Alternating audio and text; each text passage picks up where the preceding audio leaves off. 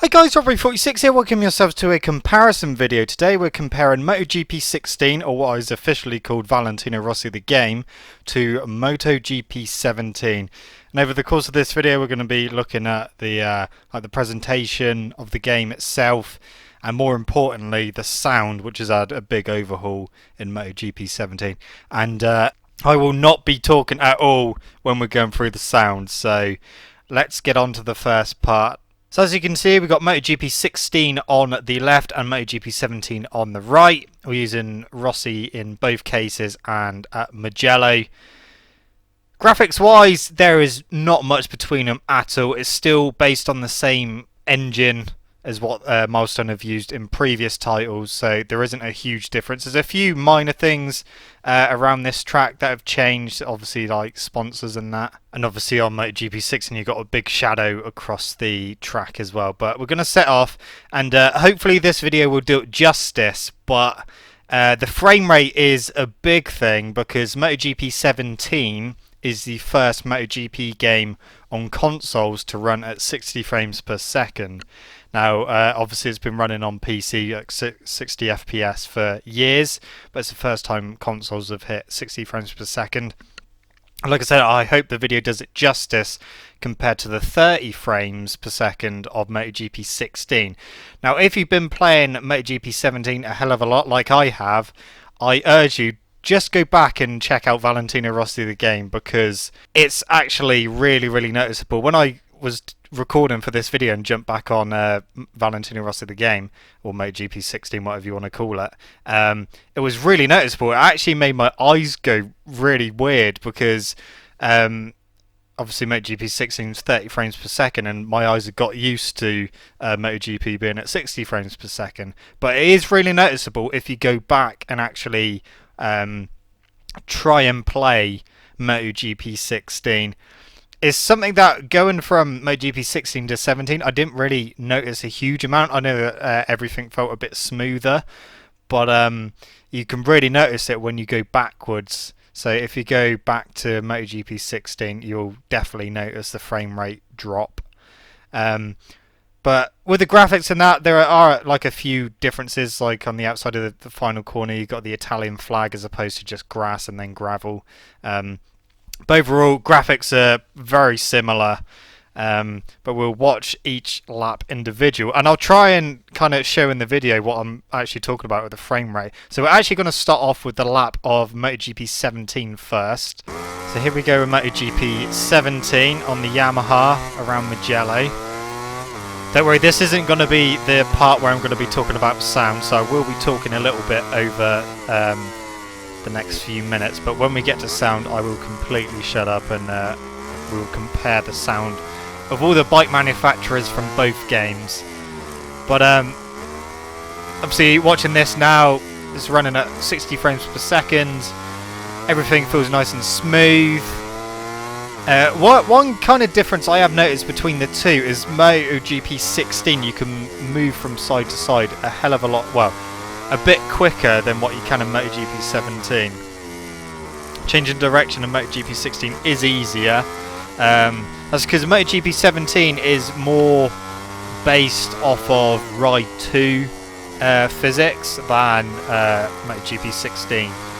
But I'm not saying they're hugely different anyway, but I didn't actually have a problem when I went back and played MotoGP 16. I didn't have to spend like a few minutes doing laps just to get the feel of the game again. It didn't feel too different. It was just changing direction was quicker in MotoGP 16, and the rear didn't seem to spin up as much either. So yeah, it's just a little thing. I would have preferred it if MotoGP 17 the bike you could get it from side to side a little bit quicker, but it's fine how it is. So coming to the end of the lap with MotoGP 17, and then I will show you the lap of MotoGP 16, and hopefully the video will show what I'm talking about frame rate wise. So here we go with MotoGP 16. You can kind of see, especially if you look at the track, it's almost like it's like constantly stuttering, but it's just because your eyes get so used to 60 frames per second that when you drop back down to 30, it just looks like it's stuttering a lot. But obviously, just playing this game when it first came out, you don't really notice it. It's only, like I said, when you go from 60 frames down to 30 frames, you really notice it. So like I said, if you do still have Valentino Rossi the game, and you've been playing MotoGP 17 a hell of a lot, just go back and just do time trial or something. Just go into time trial on any track and you'll see what I'm talking about frame rate wise. The sound is another big thing. Obviously you may have noticed already the sound of MotoGP 17 is a lot better than what it has been in previous iterations of the game. MotoGP 16, the sound is quite synthetic, it's very digitalized, and they kind of went for kind of like a dirty, more realistic sound in MotoGP 17. And when we finish this lap, I will go through all of the bike manufacturers in MotoGP. We'll do one bike from Moto2, and we'll do Honda and KTM from Moto3. I'll show you MotoGP 16 first and then MotoGP 17 after it, so that you guys can hear the difference. And I won't talk throughout any of it, so don't you worry about that. So as we come round to finish our lap on MotoGP 16, we're going to be comparing sounds next, guys, so enjoy.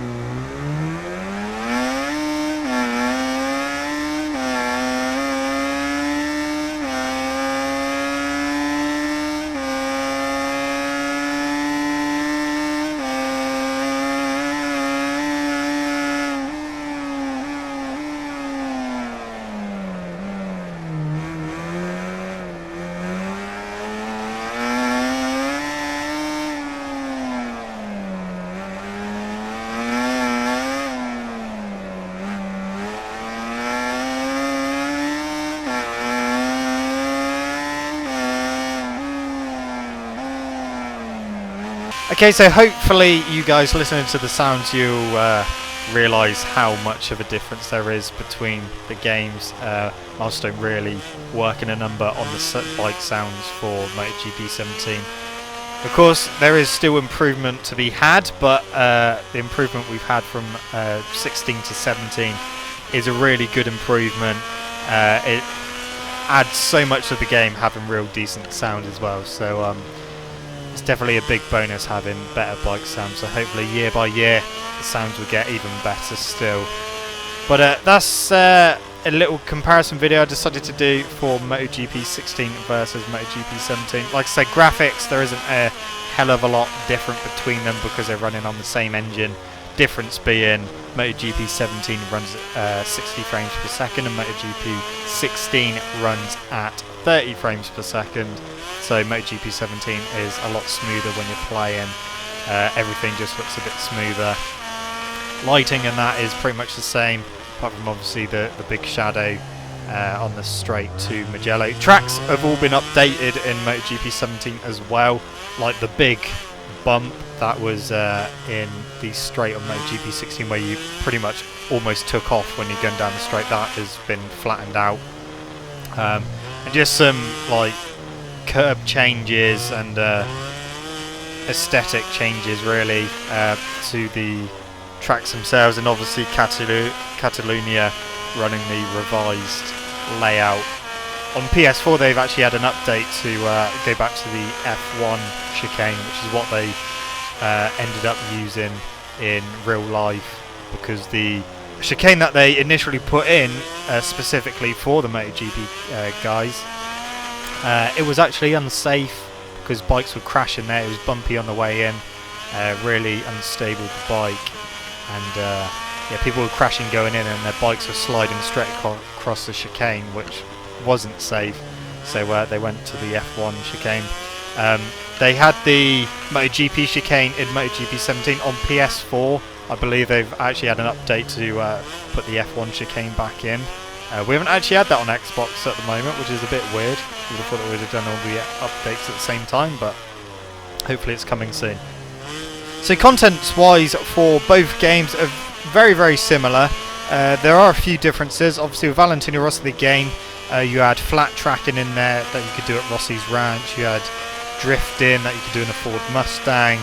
You could do the Monza Rally show and stuff like that. Now, MotoGP 17 has no car-related stuff in it, which is good because the car stuff in Valentino Rossi the game wasn't that great, especially the rally, and it didn't really feel very good. But you got an extra career mode in Valentino Rossi the game. It was the VR Academy, where you are a rider underneath Valentino's wing and he tries bringing you up through the ranks, and you've got to do training with him. That's where flat tracking, Yamaha R1M races came in and stuff like that. But in MotoGP 17 you've got rider career, where you start off in Red Bull Rookies, and then try to work your way through Moto3, Moto2 and up to MotoGP using the official teams. And you've got a new addition, a new career mode called Managerial Career, where you set up your own team, you're the team manager, and you start off in Moto3 and you try to earn as many credits as possible by getting decent results and sponsors. You can do the own livery of your bike, and then eventually when you've got enough credits you can get teammates. And the idea is to get a bike in all three classes, so Moto3, Moto2 and MotoGP, and have riders in all three classes including yourself, and try and manage across the board to get the best results possible in all three classes at the same time. But anyway guys, that is pretty much it for this comparison video. I hope you enjoyed it. Don't forget to leave it a like if you did, subscribe to my channel for more content, and I shall see you guys in the next video. See you!